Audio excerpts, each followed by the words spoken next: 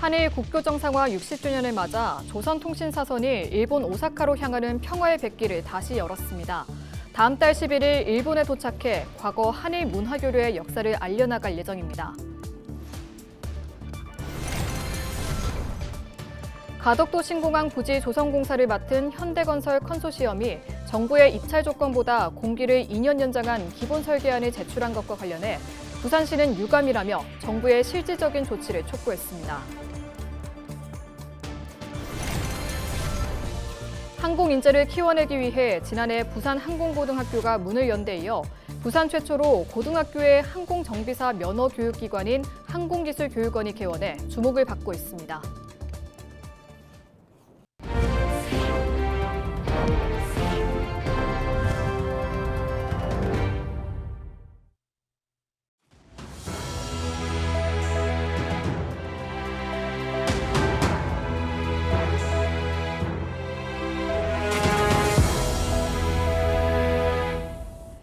시청자 여러분 안녕하십니까? 헬로티비 뉴스입니다. 한일 국교 정상화 60주년을 맞아 조선통신사선이 일본 오사카로 향하는 평화의 백기를 다시 열었습니다.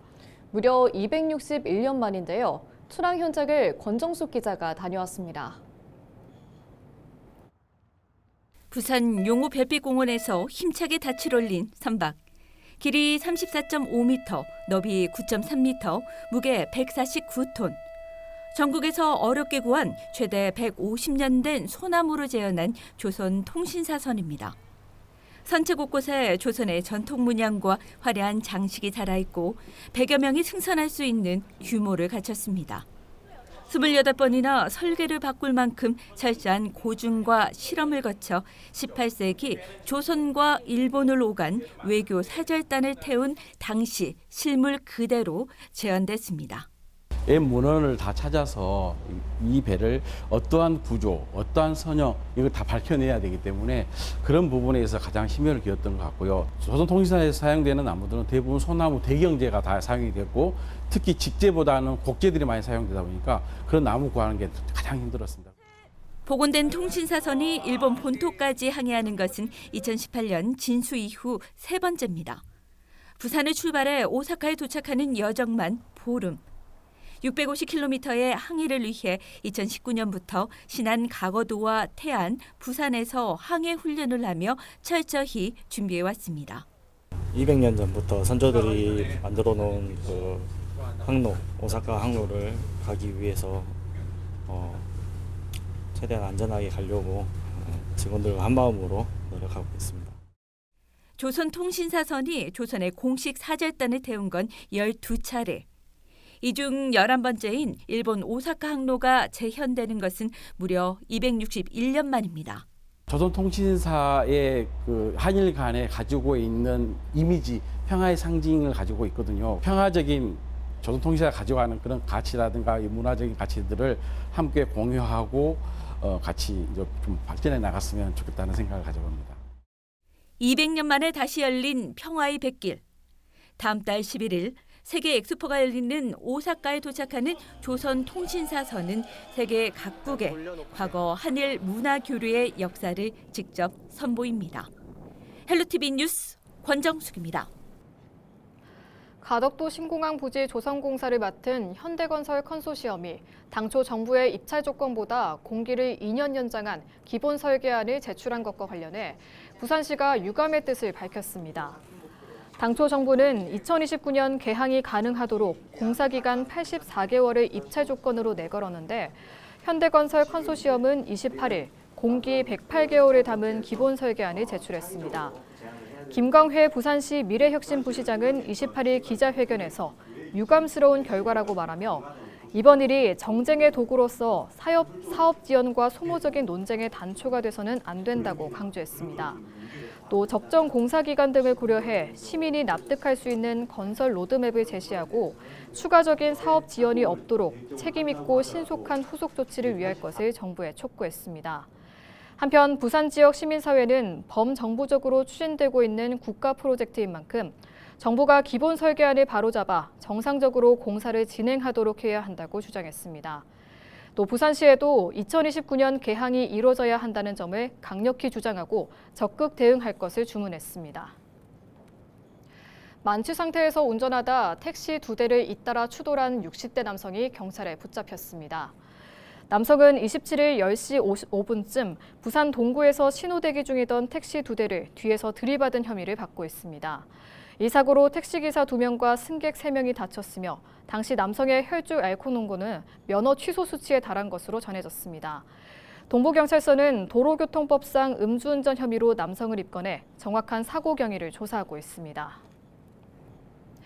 2029년 가덕신공항 개항에 대비해 지역에서 항공 인재를 키워내기 위해 지난해 부산 항공고등학교가 문을 열었습니다. 최근 부산 최초로 고등학교의 항공정비사 면허교육기관인 항공기술교육원도 개원해 주목받고 있는데요. 우리 학교는 부산 항공고등학교를 소개합니다. 차선영 기자입니다.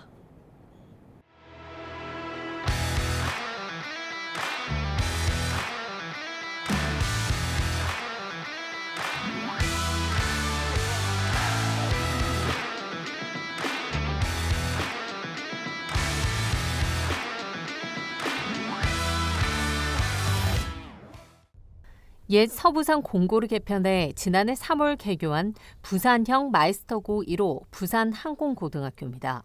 학생들은 항공정비과와 항공기계과, 항공전기전자과 전공에 따라 최신식 항공정비 실습 장비를 갖춘 교육 환경에서 전문 교과 과정을 배우게 됩니다. 학교는 단순히 기술 습득을 넘어 2029년 가덕 신공항 개항을 대비한 지역 산업과의 연계를 핵심 목표로 삼고 있습니다. 지난해 86명에 이어 올해 입학한 95명 학생은 모두 기숙사에서 함께 생활하며 하늘을 향한 꿈을 이루기 위해 노력하고 있습니다. 어릴 때 에어쇼를 봤는데 저런 기계가 어떻게 하늘을 날 수 있을까라는 생각이 들어가지고 제 초등학교 때 드론 방과후를 수강하면서 항공쇼에 관심이 생겼는데 중학교 때 진로 선생님께서 부산에 항공고가 개교한다고 소식을 알려주셔가지고 지원하게 됐습니다. 승객의 안전을 책임지는 항공정비사가 되고 싶습니다. 지난해 개교 이후 1년 만에 학교 내에서 항공정비사 자격에 도전할 수 있는 길도 열렸습니다. 국토부로부터 인가받은 항공정비사 면허 교육기관인 항공기술교육원이 문을 연 겁니다. 이곳에서 학생들은 항공법규와 항공기체, 발동기, 전자 등 항공정비사 필수 교과목을 3년에 걸쳐 2천여 시간 이수하게 됩니다. 저는 그 학생들에게 선택의 폭이 넓을 수 있도록 다양한 어떤 그런 이론이라든가 실기를 했으면 하는 게 제 바람이고, 그 다음에 저는 사회에 나가서 저는 우리 학생들이 자기 꿈을 펼칠 때 어디서 배웠어? 좀 무시를 좀 안 당했으면은 그 정도의 어떤 수준이 됐으면은 그게 제 바람입니다. 학교는 지역 항공산업을 이끌 지역 내 기술 인재 양성 거점으로 자리 잡기 위해 해군과 한국항공우주산업, 에어부산 등 산업계와도 손잡고 실무 중심의 교육을 진행할 예정입니다. 지금 부산시에서도 전략산업으로 지금 항공 인력 양성을 위해서 최선을 노력을 하고 있는데 최신 시설과 함께 학생들의 교육 프로그램을 체계적으로 해서 부산항공고등학교, 가덕 신공항과 함께 비상할 준비를 마친 이곳에서 부산을 넘어 대한민국 항공산업의 미래를 여는 꿈이 자라고 있습니다. 헬로티비 뉴스 차선영입니다.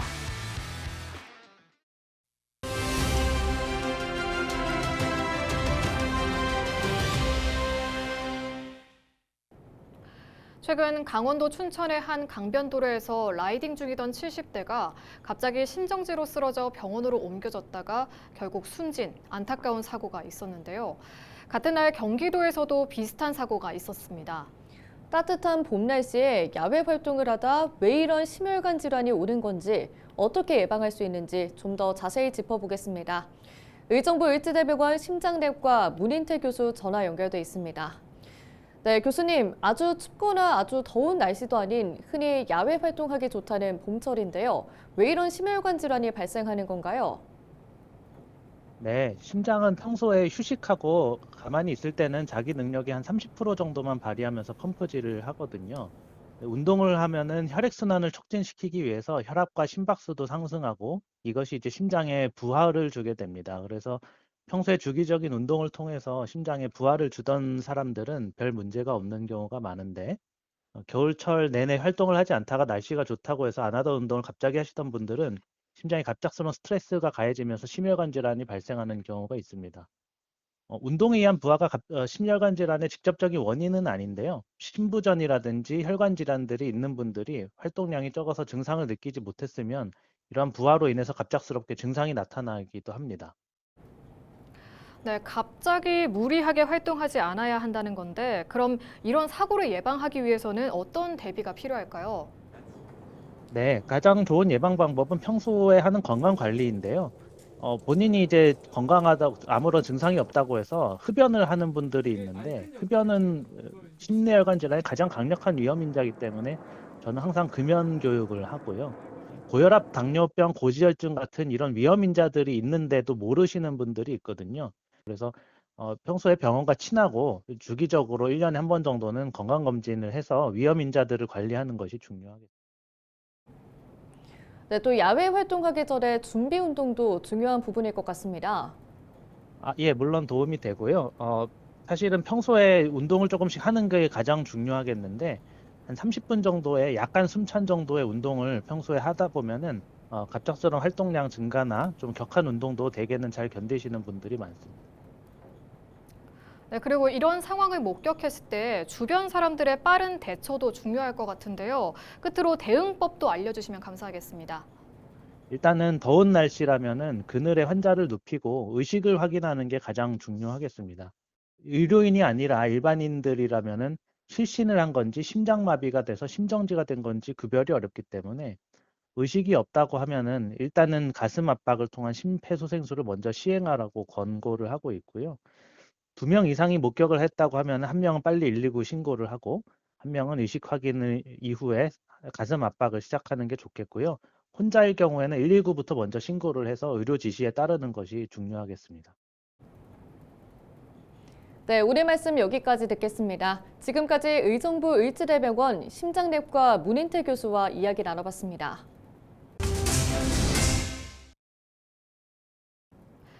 (4월 28일) 세계 산재 노동자의 날을 맞아 민주노총 경남지역본부가 여전히 중대재해의 위험이 크다며 노동자의 생명을 보호할 것을 강조했습니다. 민주노총 경남지역본부는 28일 오전 경남도청에서 기자회견을 열어 4월 28일은 산재 노동자의 날 국가기념일로 제정 원년이라고 말했습니다. 그러면서 여전히 중대재해로 노동자들은 죽고 있다면서 대다수의 산재는 은폐되고 있어 산재 노동자는 제대로 된 치료도 받지 못하고 강제치료 종결되고 있다고 밝혔습니다. 이어 노동자가 안전하고 건강하게 일할 권리, 산재 노동자의 치료받을 권리를 위해 중대재해처벌법 엄정 집행 등을 정부에 촉구했습니다. 다음 달 28일부터 주말과 공휴일, 기차 출발 전 표를 환불하면 기존보다 위약금이 2배로 높아집니다. 출발 하루 전까지는 기존 400원에서 5%, 당일 3시간 전까지는 5%에서 10%, 출발 3시간 전부터는 10%에서 20%, 출발 후 20분까지는 15%에서 30%로 위약금이 부과됩니다. 또 승차권 없이 기차를 탔을 때 내야 하는 부가운임도 10월 1일부터 기준 운임의 50%에서 100%로 강화되며 단거리표로 장거리 구간을 탑승한 경우에도 부가운임이 적용됩니다. 이외에도 열차 내 소음, 악취 등 타인에게 피해를 주는 행위가 제한됩니다. 국토교통부는 좌석 회전율 개선과 부정승차 방지를 위해 이번 조치를 시행한다고 밝혔습니다. 부산 김해공항과 우즈베키스탄 타슈켄트를 잇는 중장거리 직항 노선이 오는 6월 4일 새롭게 열립니다. 우즈베키스탄 카눅샤크 항공이 에어버스 A330, 200기종을 투입해 수요일과 일요일 주 2회 운항할 예정입니다. 부산에서는 오후 1시 40분에 출발해 현지 시각 오후 6시에 타슈켄트에 도착하며 타슈켄트에서는 0시 50분에 출발해 낮 12시 부산에 도착합니다. 이상으로 뉴스를 마칩니다. 시청해주신 여러분 고맙습니다.